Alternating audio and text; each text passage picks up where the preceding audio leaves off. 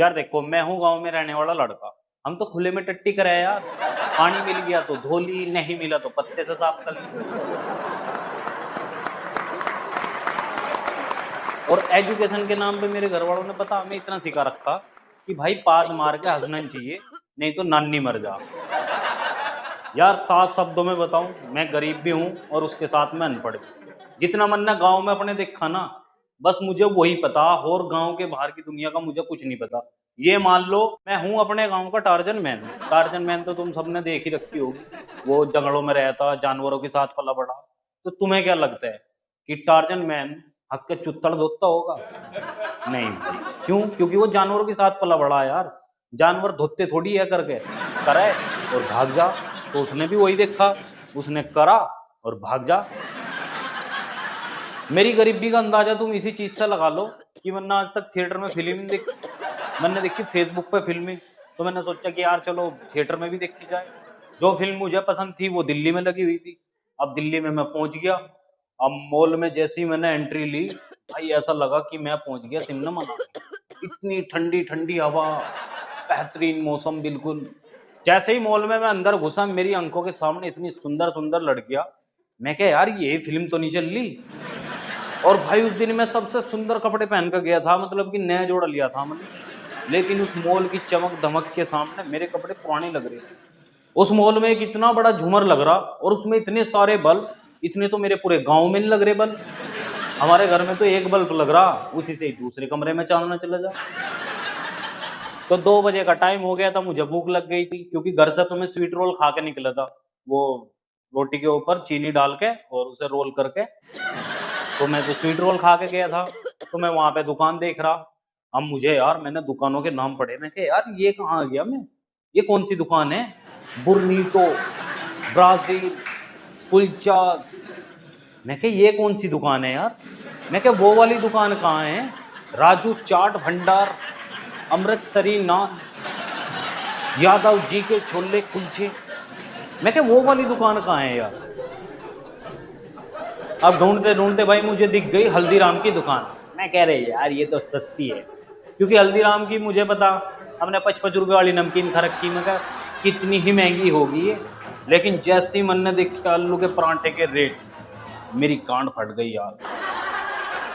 जितने का एक आलू का पराठा आ रहा था ना भाई साहब, उतने में एक आलू की बोरी आ जावे, जो पूरे 1 महीने तक चले।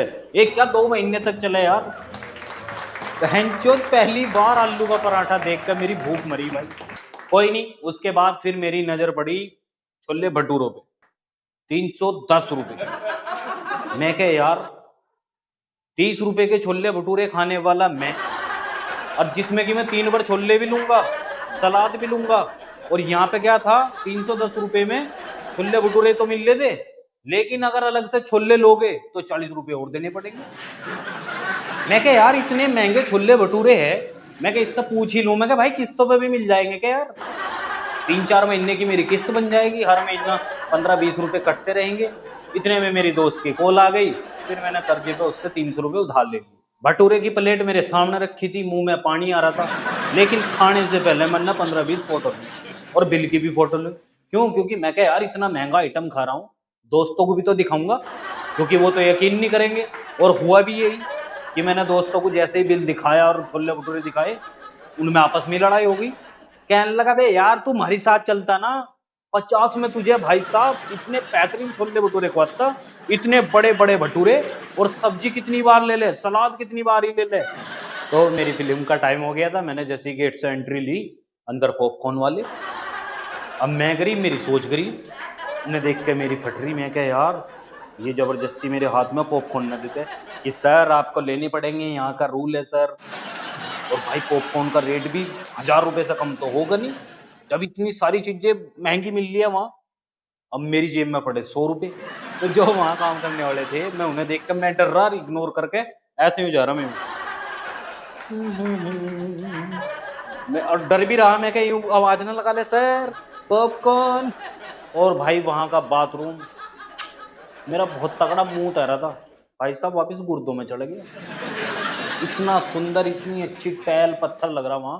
जो मेरे यहाँ पे अमीर अमीर लोग हैं ना मेरे गांव में, जो उनके घरों में लगा रहे ना, वो वहां बाथरूम में लगा। और बाथरूम का गेट भाई इतना वीआईपी, इतना मस्त सुंदर एकदम, उससे भी घटिया गेट मेरे घर में फ्रंट पर लग रहा, जिसे कि गांव वाले देख के नु कहे भाई क्या मस्त गेट है तेरा, हम भी ऐसे ही लगवाओगे। अब यार जैसे तैसे करके मैंने मूत लिया, लेकिन मूतने के बाद मैं हाथ धोने की जगह देख रहा, मतलब सिंक तो थी, लेकिन पानी कहाँ से आओगा पता ही नहीं। मैं इधर उधर ऊपर नीचे दीवारों पे बटन देख रहा, मैं कहा यार वीआईपी जगह है, क्या पता कहाँ से चलता हो पानी।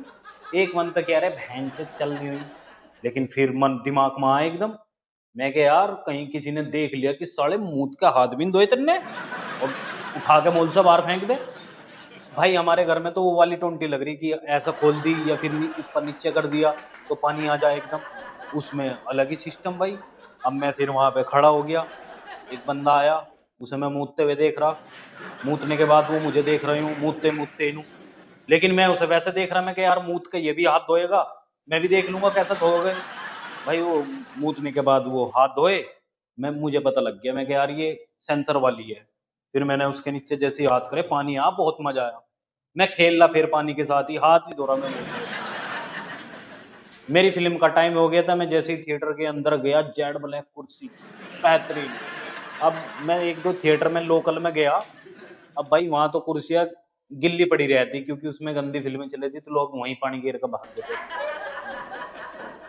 अब भाई कुर्सी की, उन कुर्सियों की खास बात, जैसे ही मैं उस पर बैठा बैठती बेड बन गया।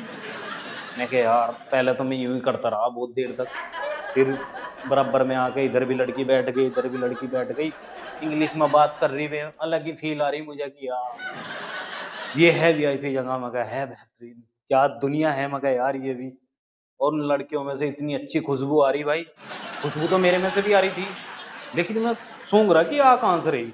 फिर जैसे ही मेरा हाथ उठा यूं और मेरे मुंह यूं गया, तो समझ गया मैं कि हाँ कहाँ से आ रही है खुशबू। अब भाई अपनी खुशबू सूंघ कर ना मुझे अजीब सा लगा, मैं कहा यार जब मुझे भी आ रही है ये, तो मैं कहीं लड़कियों को भी आ रही होगी। फिर भाई इंटरवल हुआ, और मैं खुद ही वहां से उठ के कहीं दूसरी सीट पर बैठ गया। तो बस यही थी आज की वीडियो, होप दोस्तों आपको मजा आया हो, और ये मेरी फर्स्ट वीडियो है, अगर आपको अच्छी लगी हो तो कमेंट में जरूर प्यार देना, और यार लाइक शेयर कर देना, और भी आगे ऐसी ही वीडियो आती रहेगी। नमस्ते जी।